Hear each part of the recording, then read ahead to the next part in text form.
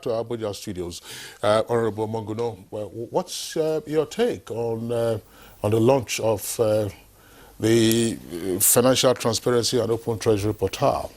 Yes, my take on the launching of the financial transparency policy is that this is a clear manifestation of the fact that the present administration is not only preaching the gospel of fighting corruption, but is giving muscular expression to that fight by instituting open governance, whereby the management of the resources of the country is being monitored real time by Nigerians, and this will go a long way in further deepening the anti-corruption fight of the present government, and is also in tandem with the Freedom of Information Act,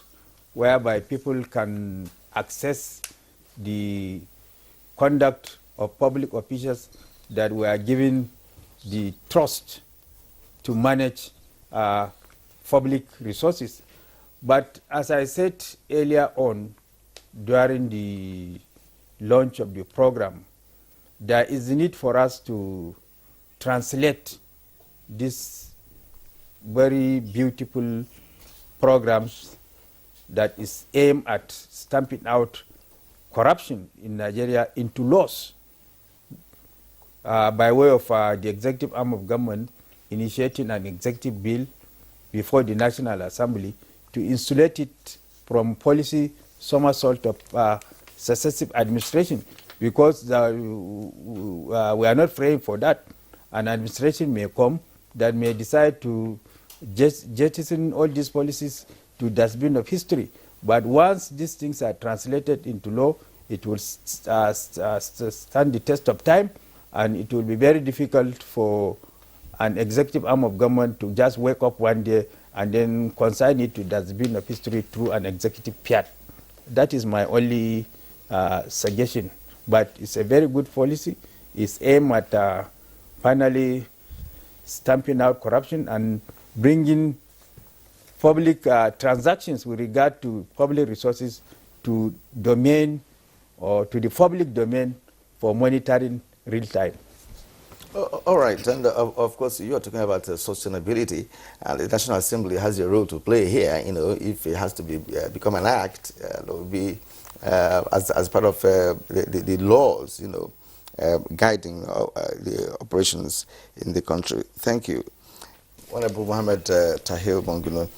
In your last comment, you know, you mentioned sustainability of the policy to make it difficult for incoming administrations to jettison it. And I also recall I talked about the role of the National Assembly to make this policy a law, you know, that will be binding, irrespective of which party is in power and at whatever time that it is. Now, what would you consider to be the commensurate sanctions for violators? Because in this kind of policy, usually we're going to have violators here and there. And what should be, you know, the kind of sanctions that you may suggest, assuming that aspect comes up? Well, as I rightly suggested earlier on, there is a need to translate this beautiful policy into laws so that it will not be jettisoned to the dustbin of history by successive governments through an executive fiat. And because of the fact that corruption has eaten so deep, like a cancer worm into our blood, there is a need for us to take drastic measures for infraction on laws that are aimed at fighting corruption. Because one of the issues that has constituted a cog in the wheel of our developmental objectives is the issue of corruption. So no sanction that can be imposed for infraction on any aspect of the fight against corruption should be seen to be stiffer.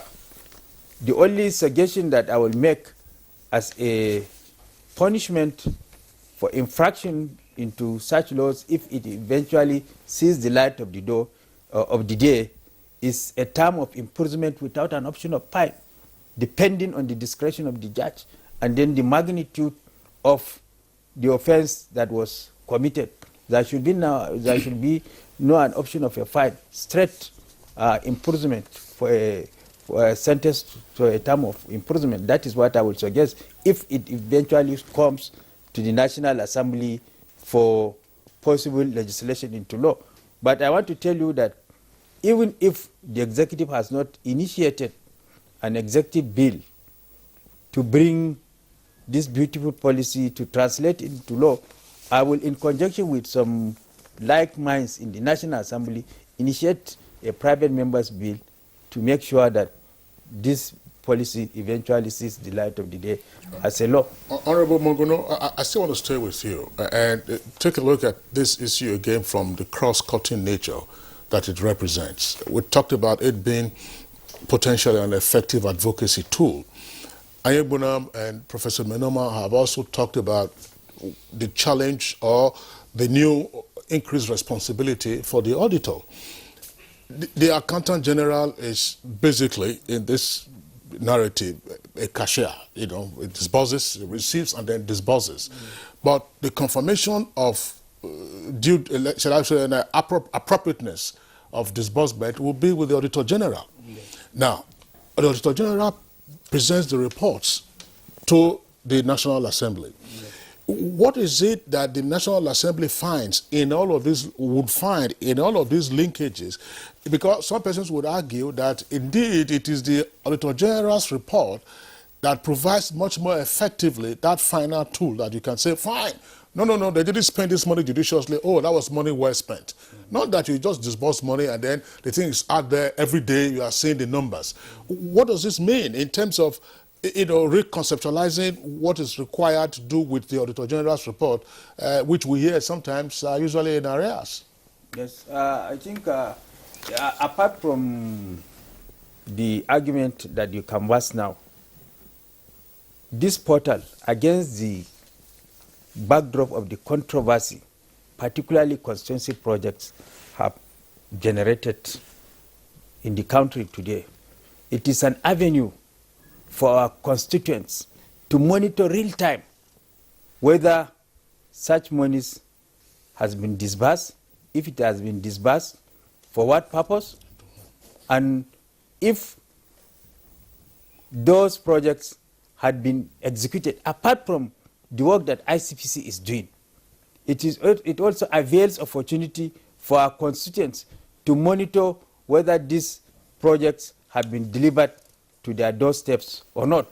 Then with regard to the second issue that you raised of reports of the Auditor General submitted to the Public Accounts Committee of the National Assembly, of the two houses of the National Assembly, for subsequent deliberation and action by the National Assembly as a whole, what is to be done is, once the report of the Auditor General is presented to the Public Accounts Committee, it is now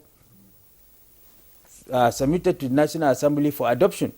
And what I'm going to suggest is that the Auditor General should always submit its report as and when due, and for the National Assembly to also deliberate and adopt those reports as and when due, so that appropriate sanctions should be meted out to people that are in violation of the law. Okay. Well, you're watching Good Morning Nigeria on the network service of the NTA. We're having a very fruitful conversation this morning on financial transparency as an element of good governance. Honorable Monguno, let's get your closing thoughts very briefly. Well, the general consensus is that the state governments and the local governments find it very difficult to key in into these policies and programs of the federal government that are aimed at fighting corruption. And the impediment that is identified is the Constitution. Well, the Constitution is meant for the people, and the Constitution is an organic document that is supposed to change with the changing realities, to take into consideration the objective and subjective realities of the time.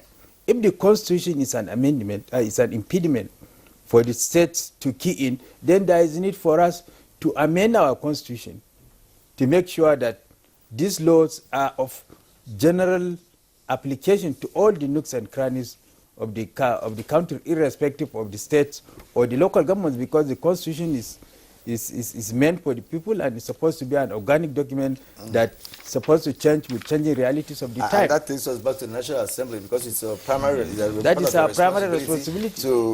And right now we are kickstarting the process of constitutional amendment by January next year. So it's something that we have to consider. When we strengthen it so far, we will lose the federal complexion. Let us bear that in mind. Well, that's we're already a federal state. That's a topic for another day. I know that democracy is practiced all over the world, and your own democracy is the way you pattern it. Right. So let's appreciate all of you for being here this morning, and of course added value to the program. Professor Mohammed Menoma, President Association of National Accountants of Nigeria, ANAN, and former Vice Chancellor of Nasarawa State University. It's been wonderful talking to you this morning. Thank you very much. Always a pleasure. All right. And Mohammed Tahil, Honorable Mohammed Tahil Monguno, is also a regular here. Chief Whip, House of Representatives, thank you for coming. Thank you very much. Victor Morako, the Acting Chairman, Fiscal Responsibility Commission, you reached us all the way from our Just Studio. Thank you for being part of our show this morning. From Live, Mohammed Sani Abdullahi, the former Commissioner, Planning and Budget, Kaduna State, and now the Chief of Staff to Governor Nasir El-Rufai of Kaduna. We thank you for your thoughts and, of course, your wealth of experience you brought to bear this morning. And last but not the least, we'd like to appreciate Emmanuel Anyebunam, Director, African Center for Parliamentary and Constitutional Studies. Thank you for coming. Thank you so much. All right.